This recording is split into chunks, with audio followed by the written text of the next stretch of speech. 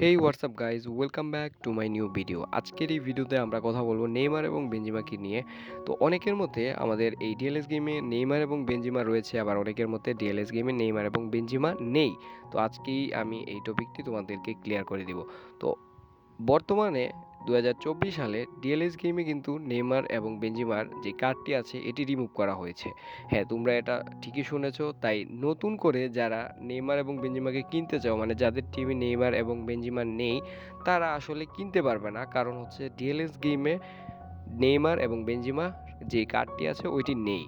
তো অনেকে আর কি দেখো লাইভ ম্যাচে অনেকের কাছে নেইমার এবং বেনজিমা রয়েছে। তো তারা হচ্ছে আগে 2023 সালে কিনে রেখেছিল, যার কারণে এখন তাদের কাছে এই কার্ডটি আছে এবং তোমরা লাইভ ম্যাচে গেলে ওই কার্ডটি তোমরা দেখতে পাও, যার কারণে তোমরা ভাবো ডিএলএস গেমে এখনও নেইমার এবং বেনজিমা রয়েছে। এখন তোমাদের যাদের কাছে নেইমার এবং বেনজিমা নেই, তোমরা কিভাবে নেইমারকে পাবা সেটা যদি বলতে যাই, তাহলে এক কথায় বলা যায় যে তোমরা নেইমার এবং বেনজিমাকে তোমরা এখন আর পাবা না, কোনোভাবেই পাবা না। কারণ হচ্ছে গিয়ে যে এফটিজির নিয়ম অনুযায়ী একটা প্লেয়ার যদি তার ন্যাশনাল টিম এবং ক্লাব পর্যায়ে ডিএলএস গেমে না থাকে, তাহলে তাকে ডিএলএস গেম থেকে আপডেটের পর ব্যান করে দেওয়া হয় বা রিমুভ করে দেওয়া হয়। এটি হচ্ছে এফটিজির নিয়ম।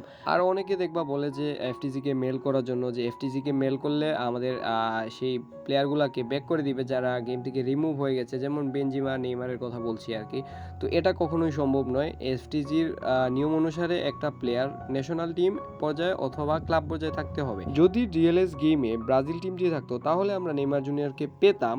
আর যেহেতু ব্রাজিল টিম প্লাস হচ্ছে আল হিলাল ক্লাবটি ডিএলএস গেমে নেই, সেই কারণে নেইমারকে রিমুভ করা হয়েছে। আর বেনজিমার ক্ষেত্রে যদি আমরা বলতে যাই, তো বেনজিমার ক্লাবটি কিন্তু ডিএলএস গেমে নেই। আর হচ্ছে গিয়ে যে বেনজিমার ন্যাশনাল টিমেও নেই, ফ্রান্সের ন্যাশনাল টিমে নেই, যার কারণে ফ্রান্সের ন্যাশনাল টিম থাকা সত্ত্বেও আমরা বেনজিমাকে আর কখনোই গেমে দেখতে পারবো না। তাই বলা যায় যে নেইমার এবং বেনজিমাকে কখনোই ডিএলএস গেমে আর দেখা যাবে না।